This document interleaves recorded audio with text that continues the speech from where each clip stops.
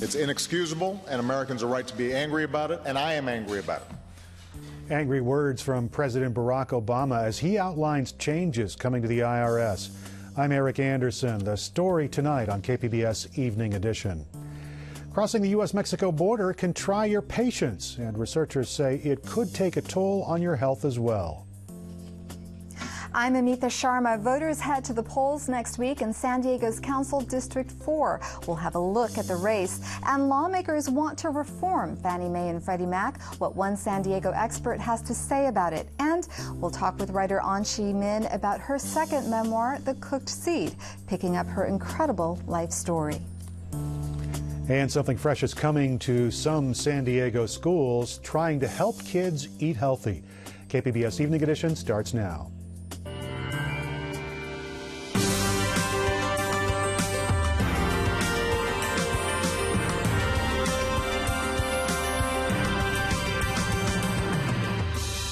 KPBS Evening Edition is made possible by Joan and Erwin Jacobs and by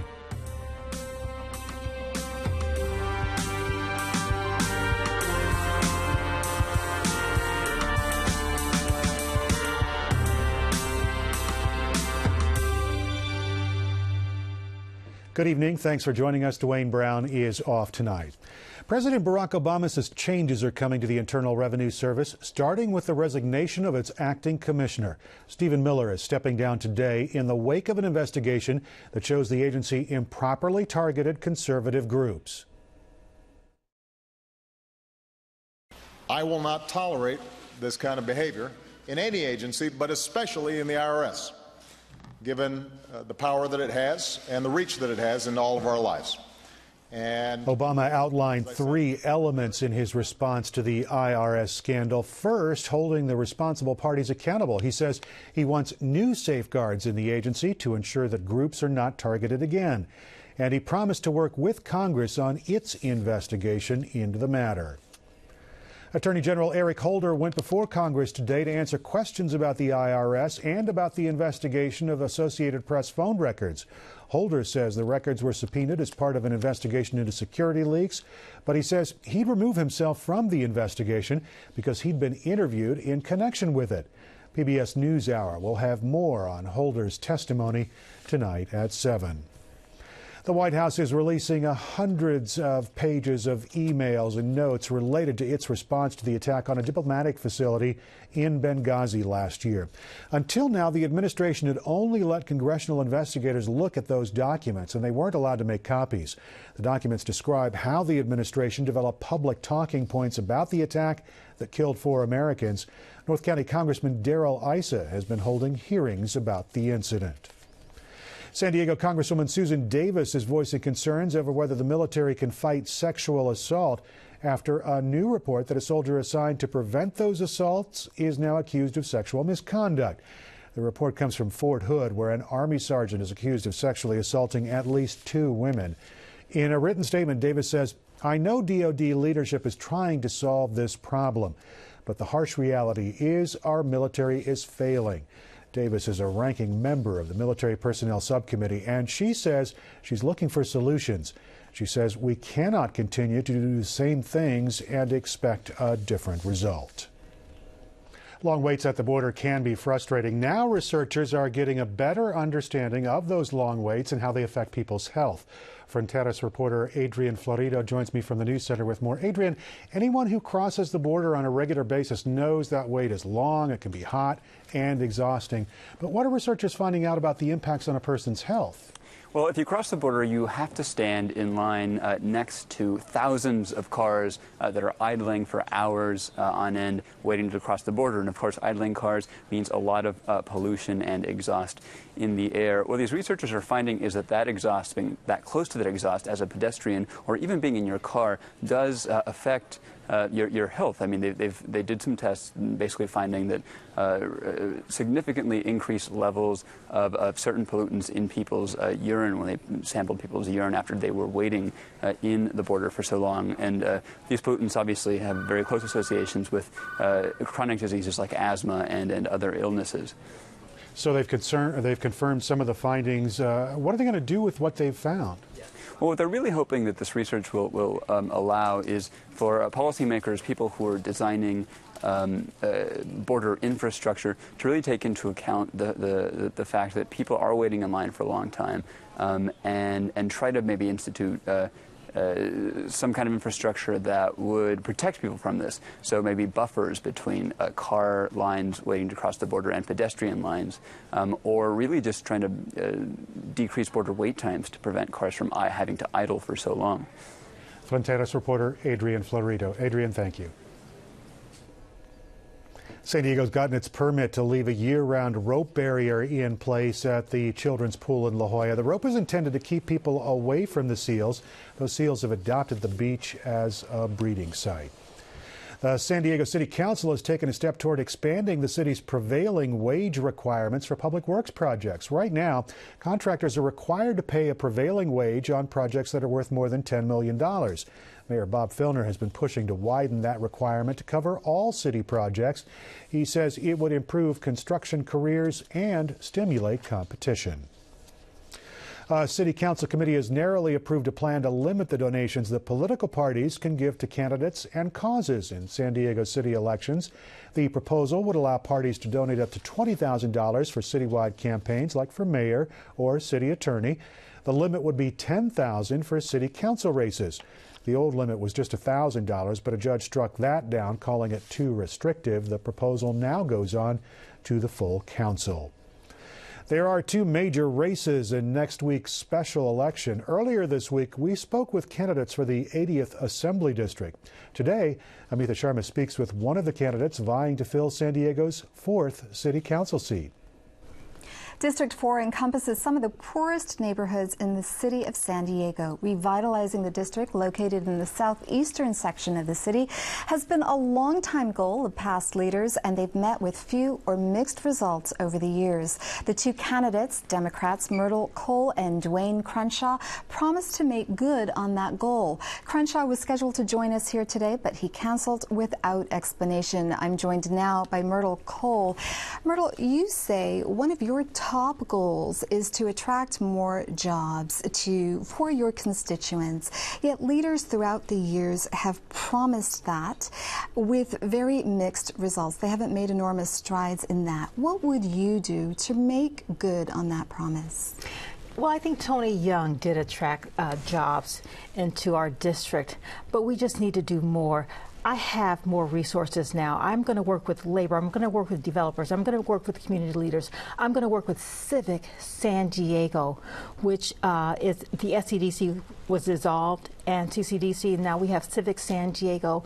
We want to make the process, permitting process, more streamlined to attract investors, and that's what Civic San Diego will be doing. So that will help, because investors did not want to come into our district because it took them so long to develop and it cost them so much. But now I'm going to have specific plans, work with Civic San Diego, work with the Diamond BID to attract investors into our district so that they can start shovel-ready projects like almost immediately, and that will help attract jobs into our community. But how do you get the investors to come in? Well, you know, by asking them. I've already been meeting with the California Restaurant Association and other developers to say, Myrtle, we want to do these projects. There's a project right now in Valencia Park that they want to come in and have a grocery store. They said, Myrtle, we have plans. We're ready to do this. Help us do this. So we have investors wanting to come into our district that I'm going to be meeting with, along with Bishop George Dallas McKinney, and working with these developers to put a grocery store into our area. So they want to come in. It's just the fact that we just have to make sure that the permitting process is a lot more streamlined. I want to change gears quickly. Gang violence continues to plague southeastern San Diego. You're a former police officer. What needs to happen to bring these murders down? What we need to do is have a better relationship with our police officers. The NAACP had a event last night with police officers, with the district attorney, with attorneys and ACLU to say, you know, this is an issue. We want to make sure that we address the issue, because people don't want to talk about crimes. They don't want to tell about the crimes because they're scared. So we have to have a better relationship with our police officers, and that's what we have to start developing. And the first part of it was having meetings like this, like last night, saying, you know, this is an issue that we are trying to address. This is what the police officers are saying. We want to make sure that we have more community-oriented policing so that we can talk to members of the community without them being scared, without them being threatened. We want to build a better relationship. That's the first and foremost. Also, we have to create jobs for our youth, and we have some summer jobs online that we have to get them into to keep them out of the street. You've been endorsed by the San Diego Imperial County's Labor Council. You're on break from the United Domestic Workers, that union. How do you respond to concerns expressed by some that you are simply a pawn of organized labor who's trying to take over District 4 very quickly? I am supported by teachers, by nurses, by home care providers, by trash truck drivers, by firefighters, by police officers. If that's special interest, thank you so much, special interest. Those are the people that live next door to everyone that supports me. That's what labor is, working families. That's all labor is, just working families. And I'm honored to be supported by these people. Myrtle Cole, thank you so much for coming in today. You're welcome. Thank you for having me. Since 2009, the Kepler Space Telescope has been searching for distant relatives of the planet Earth. But today, NASA said the telescope can no longer keep up that search. KPBS science and technology reporter David Wagner is in the newsroom with more on how this is going to affect our understanding of planets beyond our solar system. Now, David, what exactly went wrong with the telescope? So some of the wheels that keep it pointing in the right direction aren't working anymore. Kepler orbits the sun, but it has to stay zoomed in on this one tiny patch of the sky in order to notice planets orbiting other stars. And now that those reaction wheels have stopped spinning, the telescope won't be able to stay focused on that critical region. And does this mean that the Kepler mission is essentially over? Definitely not. The Kepler telescope was up and running for almost 4 years before these technical difficulties forced NASA to put it to sleep. And in that time, Kepler collected an enormous amount of information about planets beyond our own solar system. The mission really proved that planets are everywhere. They're abundant in our galaxy. Some of these planets turned out to be very Earth-like, meaning that they have the right properties to maybe sustain life. So the telescope might not be working right now, but there's still buckets of data to pore over. Kepler astronomers, including 2 right here at San Diego State, will continue studying Earth-like planets for years to come. KPBS science and technology reporter David Wagner. David, thanks.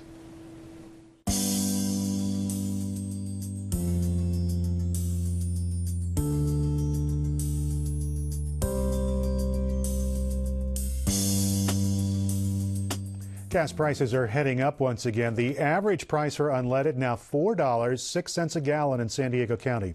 Wholesale gas prices went up after there were reports a refinery in Torrance is undergoing maintenance most of this month. That work is expected to pinch supply, so prices are going up. Lawmakers in Washington are getting ready to take a hard look at the mortgage giants Fannie Mae and Freddie Mac. Amita Sharma is talking with a San Diego professor who will be part of that hearing. Taxpayers have spent $190 billion since 2008 to bail out home finance giants Fannie Mae and Freddie Mac. Critics say the 2 government-controlled groups were accomplices in the housing crash by their support of subprime loans. Now, Fannie and Freddie are the target of reform-minded lawmakers in Washington. I'm joined by Freddie Mac's former chief economist, Michael Lee, who is also current director of SDSU's Corky McMillan Center for Real Estate. Dr. Lee, welcome. Thank you very much. Give us a quick primer on Fannie Mae and Freddie Mac. What do they do? They are government-chartered corporations that have a specialized function to buy mortgages and sell mortgage-backed securities in order to increase the flow of credit to housing. And what specifically was their role in the housing crash 5 years ago? Well, they have affordable housing goals, and they relaxed some of their purchase guidelines in order to meet those goals, and that really helped keep the housing bubble going by getting more credit flowing to the industry, and that ultimately led to a more severe crash and their demise. You're headed to Washington, D.C. next month to testify about what you think should happen to the 2. You used to be a chief economist for Freddie Mac, and yet you'd like to see these two institutions replaced. Why is that? Well, I think that they got way too big for the safety of the financial system as well as the health of the housing finance system. So when I was there, they were a much smaller part of the overall system, and I think they played a very effective role. But when you have two institutions, Fannie Mae and Freddie Mac, that fund over $5 trillion of mortgage credit, that's just not healthy for either the economy or the housing market. But if they were to go away, how would that affect home buyers? Well, I think that there are a couple things would change. One is without government backing, government guarantees, the cost of mortgages would go up a bit. I don't think it would go up a lot, but certainly maybe 1/4 to 1/2 percentage point. The second thing is that the long-term 30-year fixed-rate mortgage would be more expensive, and more people might opt to select adjustable rate or shorter-term fixed-rate mortgages. You have studied home financing around the world. How do other countries do this? We are totally unusual. There's no other developed country that has the equivalent of a Fannie Mae or Freddie Mac, and no other developed country has 90% of their mortgages being backed by the government. So when you look around the rest of the world, you have either bank-based systems that will primarily do adjustable rate or more what we call shorter-term fixed-rate mortgages, or we have some bond-based systems in Europe that have institutions, lending institutions that make the loans, keep them on their balance sheet, but issue bonds to fund them, again without government guarantees. Fannie Mae has just reported profits of something like $60 billion. Freddie Mac has reported profits of $4.6 billion. How do you think that these profits, these earnings, are going to affect the mood to reform these institutions or get rid of them? Well, unfortunately, it might slow progress down in that regard, though I would point out that a big chunk of the reported profits for Fannie Mae were illusory. They're basically putting what's called a deferred tax asset back on their books, which means they aren't going to be paying taxes on profits that they make in the future. And somehow that was viewed as positive for the Treasury, which is some kind of arcane accounting. Very quickly, if reform happens, how long is it going to take? It's going to be a long-term process. Given the size and the complexity of what they do, any kind of reform efforts are going to be gradual winding down and phasing out. Professor Lee, thanks for coming on the program today. You're welcome. Pleased to be here. The San Diego Unified School Board has approved an offer to buy the former Mission Beach Elementary School. A La Jolla-based developer is paying $18.5 million for that beachfront property. Trustees rejected a proposal to help the city buy the land. The sale is part of the district's plan to balance its budget. California schools chief applauded produce growers for donating more than 430 salad bars to schools all around California. 4 districts in San Diego got the salad bars, and so did 3 in the Imperial County. They stretch from Humboldt County in the north to San Diego County and Imperial County in the south, from the Bay Area, our westernmost part, all the way over to Tuolumne in the east. More than 300,000 California students will benefit. I think this is an historic turning point in terms of the scale that you're reaching to and the momentum you've started. Torlakson says he's been working with California growers to help funnel locally grown fresh foods into schools. He says this is a huge step forward. That students who eat well, sleep well, get some movement, are fit, they learn better. They're not only there, they're in the classroom, not sick and absent, but when they're there, their energy's higher, their personal ability to concentrate on their academics just soars and goes up, and that's now confirmed by study after study. Crawford High School junior Dominique Hernandez says she remembers going to a school that didn't have a salad bar, and she says there was an impact. And so students, they would just eat outside the cafeteria instead of going inside. But ever since we had the salad bar, students started to go inside, stay in the long lines, getting their fruits and veggies. South Bay Terraces School in San Diego was the first to get a salad bar. Now all San Diego Unified schools have them. The new donations will be used to replace the older salad bars at the district schools. SDSU has a new women's basketball coach today. Stacey Terry is a 36-year-old San Diego native who played collegiate and pro basketball. She has 12 years experience as a Division I assistant coach, most recently at Louisiana State University. Terry replaces Beth Burns, who retired unexpectedly on April 16th after becoming the winningest coach in SDSU women's basketball history. She set a school record with 27 wins this past year. Coach Burns did a great job here. She has laid obvious winning tradition, a foundation here that I want to build on. These young ladies, I think, are excited but very nervous for the change. So my biggest challenge, I think, will be getting them to buy in. We're going to start from the beginning with team bonding, team chemistry, because I think to be a championship type program, there has to be high trust and a high level of trust, and we're going to start with that. This will be Terry's first head coaching job. She'll be the 8th head coach in the history of the SDSU women's basketball team. I'm Jeffrey Brown. On the next NewsHour, Attorney General Eric Holder faces tough questions from Congress on the IRS and more. That's Wednesday on the PBS NewsHour.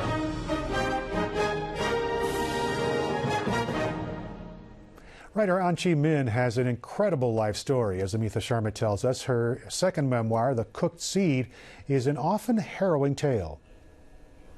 In her best-selling memoir, Red Azalea, An Chi Min wrote about growing up in China during the Cultural Revolution of the 1960s. Her latest book, The Cooked Seed, continues her story 2 decades later with her immigration to the United States without knowing English and just $500 to her name. Min is here with me now.